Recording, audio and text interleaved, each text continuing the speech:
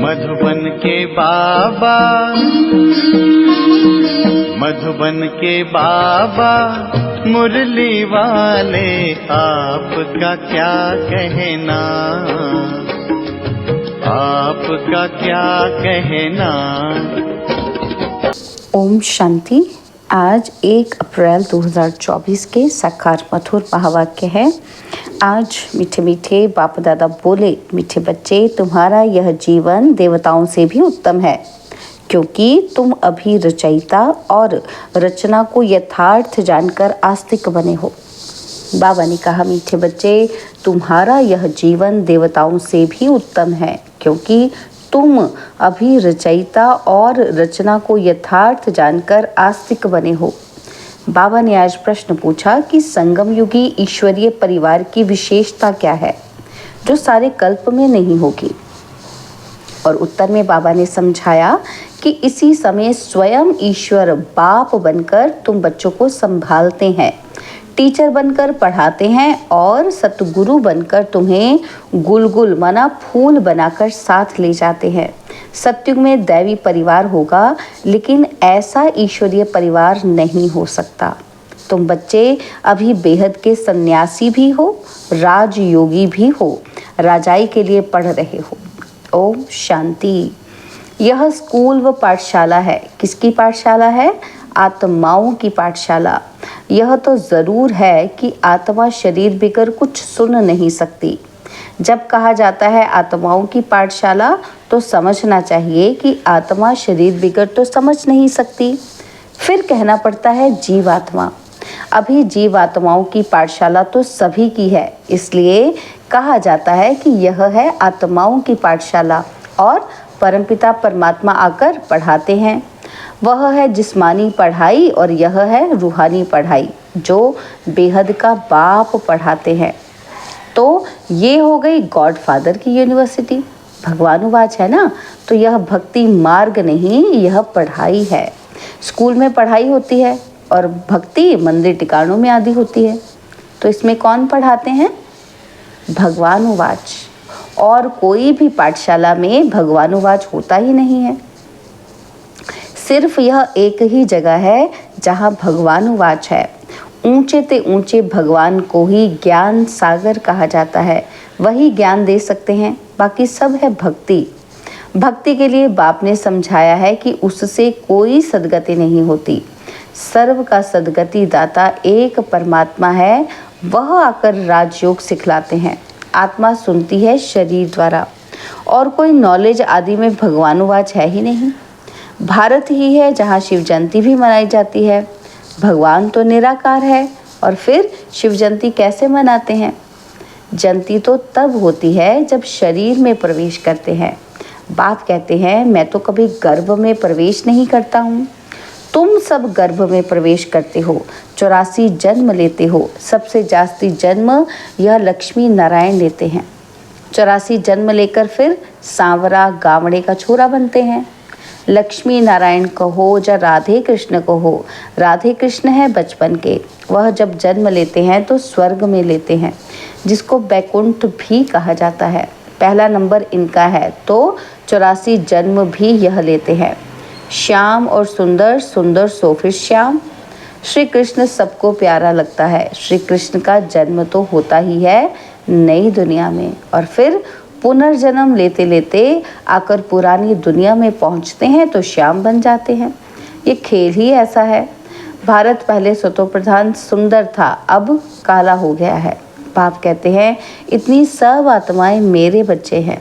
अभी सब काम चिता पर बैठकर जलकर काले हो गए हैं, और मैं आकर सबको वापस ले जाता हूँ। यह सृष्टि का चक्र ही ऐसा है। फूलों का बगीचा वह फिर कांटों का जंगल बन जाता है। बाप समझाते हैं कि तुम बच्चे कितने सुंदर विश्व के मालिक थे, अब फिर बन रहे हो। यह लक्ष्मी नारायण विश्व के मालिक थे। यह 84 जन्म भोग फिर ऐसे बन रहे हैं, अर्थात उन्हों की आत्मा अब पढ़ रही है। तुम जानते हो, सतयुग में अपार सुख हैं, जो कभी बाप को याद करने की दरकार भी नहीं रहती है। गायन है कि दुख में सिमरन सब करें, तो किसका सिमरन? बाप का। इतने सबका सिमरन नहीं करना है। भक्ति में कितना सिमरन करते हैं, जानते कुछ भी नहीं कि श्री कृष्ण कब आया, वह कौन है, कुछ भी जानते नहीं। श्री कृष्ण और श्री नारायण के भेद को भी नहीं जानते हैं। शिव बाबा हैं ऊंचे ते ऊंच, फिर उनके नीचे ब्रह्मा विष्णु शंकर, उनको फिर देवता कहा जाता है। लोग तो सभी को भगवान कहते रहते हैं, सर्वव्यापी कह देते हैं। बाप कहते हैं सर्वव्यापी तो माया 5 विकार हैं जो एक एक के अंदर है। सत्युग में कोई विकार होता ही नहीं। मुक्ति धाम में भी आत्माएं पवित्र रहती हैं, अपवित्रता की कोई बात नहीं। तो यह रचयिता बाप ही आकर अपना परिचय देते हैं, आदि मध्य अंत का राज समझाते हैं, जिससे तुम आस्तिक बनते हो।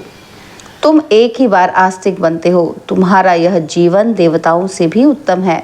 गाया भी जाता है कि मनुष्य जीवन दुर्लभ है, और जब पुरुषोत्तम संगम युग होता है तो हीरे जैसा जीवन बनता है। लक्ष्मी नारायण को हीरे जैसा नहीं कहेंगे, तुम्हारा हीरे जैसा जन्म है। तुम हो ईश्वरीय संतान, यह है दैवी संतान। यहाँ तुम कहते हो कि हम ईश्वरीय संतान हैं, ईश्वर हमारा बाप है, वह हमको पढ़ाते हैं, क्योंकि ज्ञान का सागर है ना, तो राजयोग सिखलाते हैं। यह ज्ञान एक ही बार पुरुषोत्तम संगम युग पर मिलता है। यह है उत्तम ते उत्तम पुरुष बनने का युग, जिसको दुनिया नहीं जानती। सब कुंभकर्ण की अज्ञान नींद में सोए पड़े हैं। सबका विनाश सामने खड़ा है, इसलिए अब कोई से भी बच्चों को संबंध नहीं रखना है। कहते हैं अंत काल जो स्त्री सिमरे, और अंत समय में शिव बाबा को सिमरेंगे तो नारायण योनि में आएंगे। यह सीढ़ी बहुत अच्छी है। लिखा हुआ है कि हम सो देवता, फिर सो क्षत्रिय आदि। इस समय है रावण राज्य, जबकि अपने आदि सनातन देवी देवता धर्म को भूल और धर्मों में फंस पड़े हैं। यह सारी दुनिया लंका है, बाकी सोने की लंका कोई थी ही नहीं। बाप कहते हैं तुमने अपने से भी जास्ती मेरी ग्लानि की है। अपने लिए कह दिया 84 लाख और मुझे कण कण में कह दिया। ऐसे अपकारी पर मैं उपकार करता हूँ। बाप कहते हैं तुम्हारा दोष नहीं, ये ड्रामा का खेल है। सतयुग आदि से लेकर कलयुग अंत तक ये खेल है जो फिरना ही है। इसको सिवाय बाप के कोई समझा न सके। तुम सब ब्रह्मा कुमार कुमारियां हो, तुम ब्राह्मण हो, ईश्वरीय संतान। तुम ईश्वरीय परिवार में बैठे हो। सतयुग में होगा दैवी परिवार। इस ईश्वरीय परिवार में बाप तुमको संभालते भी हैं, पढ़ाते भी हैं, और फिर गुलगुल बनाकर साथ भी ले जाएंगे। तुम पढ़ते हो मनुष्य से देवता बनने के लिए। ग्रंथ में भी है कि मनुष्य से देवता किए लागे ना ताती वार, तो इसलिए परमात्मा को जादूगर कहा जाता है। नर्क और स्वर्ग बनाना जादू का खेल है ना, तो स्वर्ग से नर्क बनने में 84 जन्म, और फिर नर्क से स्वर्ग चपटी में, माना सेकंड में बनाता हूँ। तो 1 सेकंड में जीवन मुक्ति। मैं आत्मा हूँ, आत्मा को जान लिया, बाप को भी जान लिया। और कोई मनुष्य ये नहीं कह जानते कि आत्मा क्या है। गुरु अनेक हैं और सतगुरु एक है। कहते हैं सतगुरु अकाल, परमपिता परमात्मा एक ही सतगुरु हैं, परंतु गुरु तो ढेर हैं। निर्विकारी कोई है ही नहीं, सब विकार से ही जन्म लेते हैं।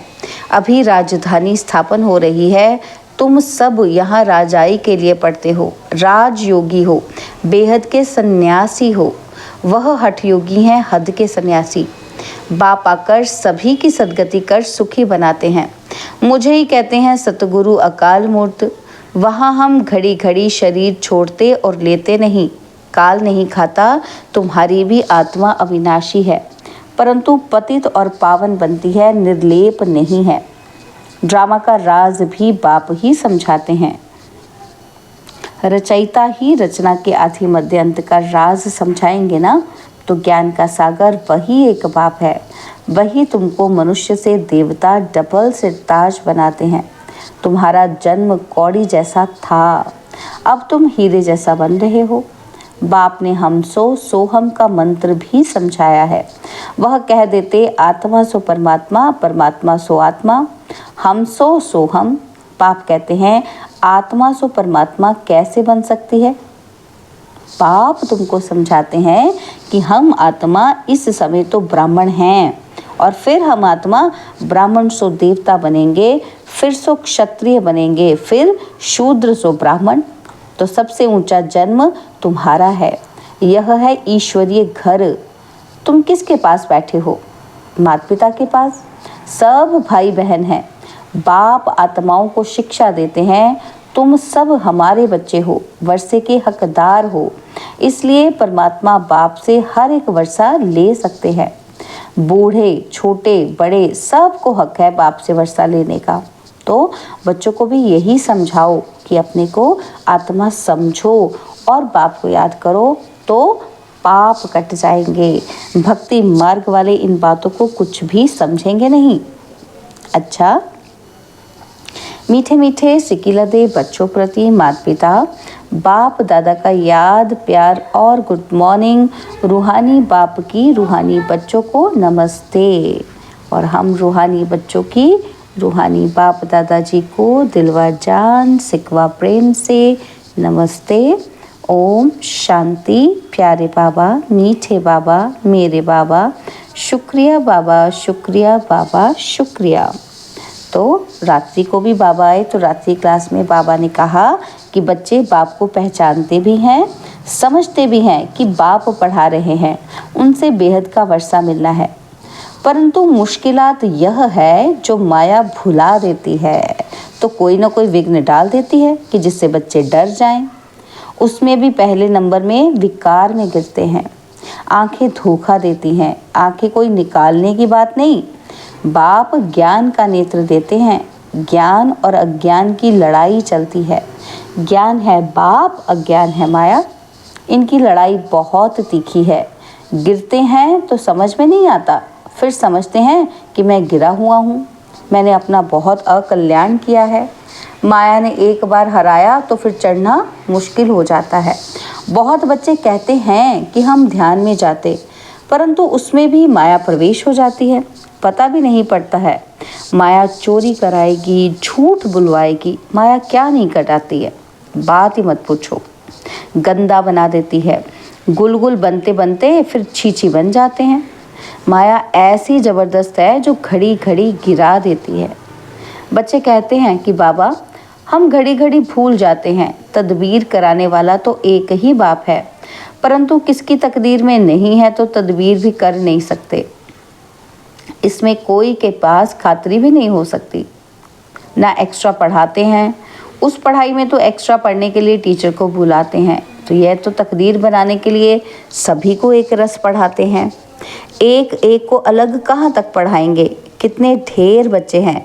और उस पढ़ाई में कोई बड़े आदमी के बच्चे होते हैं, अधिक खर्च कर सकते हैं, तो उनको एक्स्ट्रा भी पढ़ाते हैं। टीचर जानते हैं कि ये डल है, इसलिए पढ़ाकर उनको स्कॉलरशिप लायक बनाते हैं। और यह बाप ऐसे नहीं करते हैं, ये तो सभी को एक रस पढ़ाते हैं। वह हुआ टीचर का एक्स्ट्रा पुरुषार्थ कराना। यह तो एक्स्ट्रा पुरुषार्थ किसी को अलग कराते नहीं हैं। एक्स्ट्रा पुरुषार्थ माना ही टीचर कुछ कृपा करते हैं।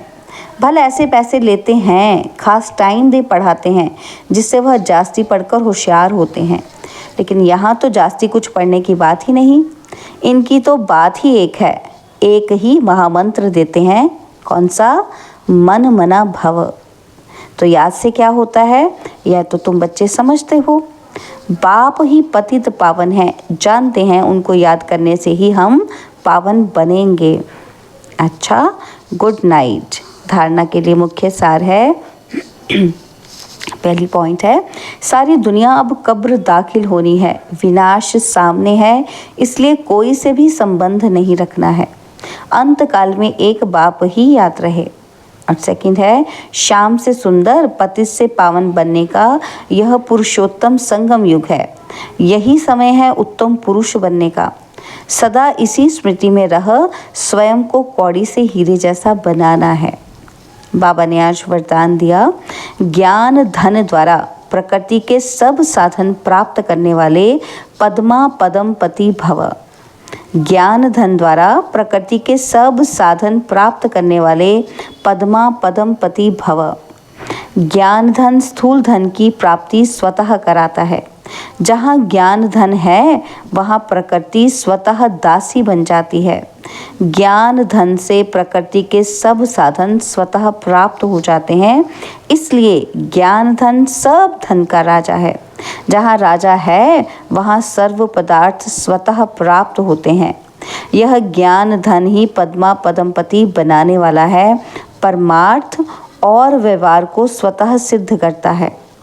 ज्ञान धन में इतनी शक्ति है जो अनेक जन्मों के लिए राजाओं का राजा बना देती है। स्लोगन है, कल्प कल्प का विजयी हूँ, यह रूहानी नशा इमर्ज हो तो माया जीत बन जाएंगे। कल्प कल्प का विजयी हूँ, यह रूहानी नशा इमर्ज हो तो माया जीत बन जाएंगे। ओम शांति।